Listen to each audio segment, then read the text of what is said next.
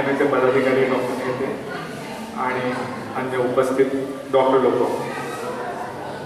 मिलिंदी मित्रप्रेमापोटी मोठ्या आदराने आणि सन्मानाने मला इथे बोलावलं त्याबद्दल मी सुरुवातीलाच त्याचे मनपूर्वक आभार मानतो आणि आपल्याशी संवाद साधण्याची संधी दिली याचा अतिशय नम्रपणे या संधीचा स्वीकार करतो. मला बिलीव्ह नॉन बिलीव्ह असं काहीतरी विषय दिलाय असं आत्ताच कळलं. फोनवरून मी बोललो त्यामुळे मी म्हटलं होतं की मी वैज्ञानिक दृष्टिकोन या विषयावरती बोलीन. त्याबद्दल मला काय वाटतं याचं थोडक्यात विवेचन मी आपल्यापुढे करतो. अर्थातच हा न संपणारा विषय याची मला खात्री आहे.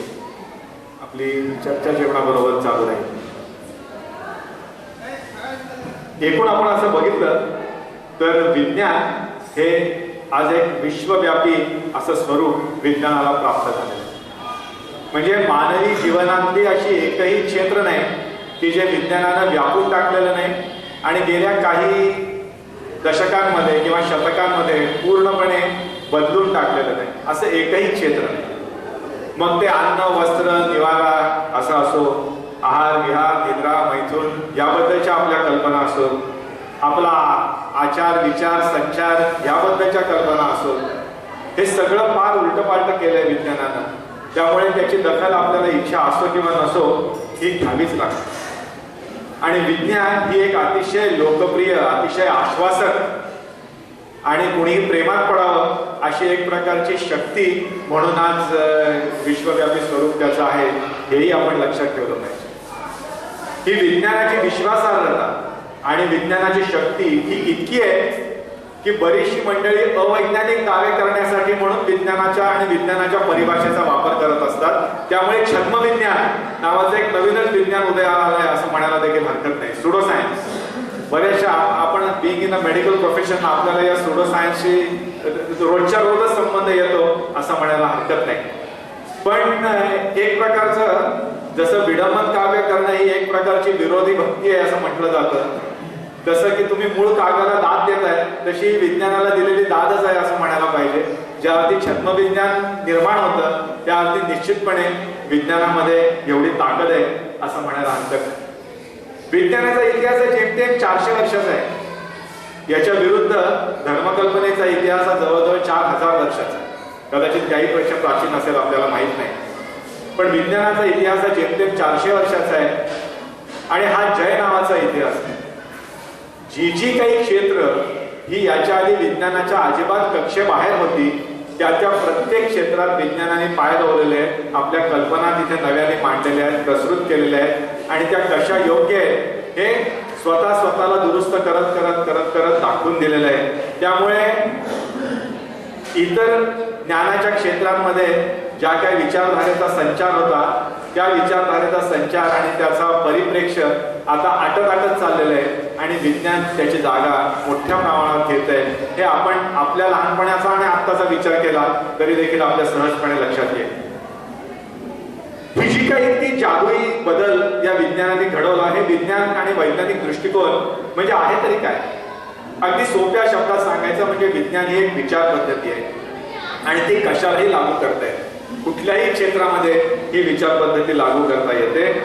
अगदी सर्वसामान्य जे आपल्याला ज्ञान वेगवेगळी शास्त्र आहेत, जीवशास्त्र, भौतिकशास्त्र, रसायनशास्त्र इथपासून सुरुवात करून अगदी मानवीय शाखांना सुद्धा म्हणजे मग इकॉनॉमिक्स असू दे, सोशॉलॉजी असू दे, कुठल्याही क्षेत्रामध्ये तुम्ही या वैज्ञानिक विचार पद्धतीने विचार करू शकता. त्यामुळे अक्षरशः अणुपरमाणूपासून ते ब्रह्मांडापर्यंत सगळं काही या विचारधारेच्या कक्षेमध्ये येतं. त्यामुळे या अशा विचार पद्धतीची तत्व कोणती, त्याची पद्धत काय, त्याची दुसरी बाजू कुठली, त्याच्यातल्या त्रुटी काय, त्याच्यापासून ते फायदे तोटे काय याचा थोडक्यात उहापोह करण्याचा मी प्रयत्न करणार आहे. विज्ञान नेहमी काहीतरी एक गृहीतक मनामध्ये धरतं. There is a hypothesis and then there is an experiment, there is some observation and either the hypothesis is accepted or rejected. आपण सगळ्यांनी थिसिस लिहिताना हीच एक पद्धत वापरलेली आहे. त्यामुळे तसं बघायला गेलं तर या पद्धतीशी आपण चांगले परिचित आहोत. या पद्धतीची काही खास बात आहे ते मात्र आपण लक्षात घेतलं पाहिजे. पहिली गोष्ट अशी आहे की कुठलंही विधान करताना विज्ञानाला भरभक्कम पुरावा असल्याशिवाय विज्ञान त्याबद्दल कुठलंही विधान करत नाही. त्यामुळे मग त्याच्यामध्ये मेडिसिनच्या बद्दल म्हणायचं तर डबल नाईट कंट्रोल ट्रायल्स आल्या. असं म्हणतात की खरा वैज्ञानिक कोण, की जो रोज सकाळी उठून एकाच बाजूचे दात घासतो, so that the other side works as a control to find out whether brushing is helpful. त्यामुळे अतिशय नेकीने आणि अतिशय प्रामाणिकपणे आणि काटेकोरपणे या प्रकारचे प्रयोग हे केले जातात. इतकंच नाही तर प्रत्येक पुरावा हा विज्ञानाला ग्राह्य असतो असं नाही. पुराव्याचं सुद्धा एक विज्ञान आहे. There are levels of evidence. तुम्ही सगळेजण रिसेंट ॲडव्हान्सेस वाचता. There are levels of evidence आणि प्रत्येक रिकमेंडेशनच्या पुढे लिहिलेलं असतं की लेवल ए एव्हिडन्स आहे का, लेवल बी एव्हिडन्स आहे का, लेवल सी एव्हिडन्स आहे. आणि त्यानुसार पुराव्याची प्रतवारी असते आणि त्यानुसार त्या विधानाची प्रतवारी असते. म्हणजे मी मगाशी म्हटलं तसं स्वतःला सुधारत जाण्याची क्रिया आणि स्वतःला अतिशय काटेकोरपणे तपासण्याची क्रिया हे विज्ञान पावलोपावली पार पडत असतं. And that is the beauty of science. वैज्ञानिक विचार पद्धतीचं हे एक मोठं सुंदर असं लक्षण आहे. शास्त्र काट्याला भावनेला येऊ दे का शास्त्र काट्याची कसोटी, असं मर्ढेकरांनी म्हणून ठेवलंय. त्या ओळीची या ठिकाणी मला आठवण होते. विज्ञान असं मानतं की तुम्ही जे काय म्हणता की प्रत्येक विधान हे खोटं ठरण्याची शक्यता आहे हे आधी तुम्ही मान्य केलं पाहिजे. So there is always a possibility that your concept may be wrong. Your idea about say the structure of the DNA may be entirely wrong. कारण कोणीच डीएनए डोळ्याने बघू शकत नाही. What you have done is you have inferred the structure of the DNA because the structure that you have imagined actually satisfies all the conditions that are necessary to explain the properties of the DNA. मुळात पॅटसन and क्रिकने केलं त्यावेळेला x ray crystallography वापरली. पण आपल्याला माहिती आहे की replication हे एक महत्वाचं फंक्शन आहे, इनहेरिटन्स हे एक महत्वाचं फंक्शन आहे. हे जर एक्सप्लेन करता येत असतील तरच हे मॉडेल ग्राह्य आहे. आणि हा मॉडेल हा शब्द खूप महत्वाचा आहे.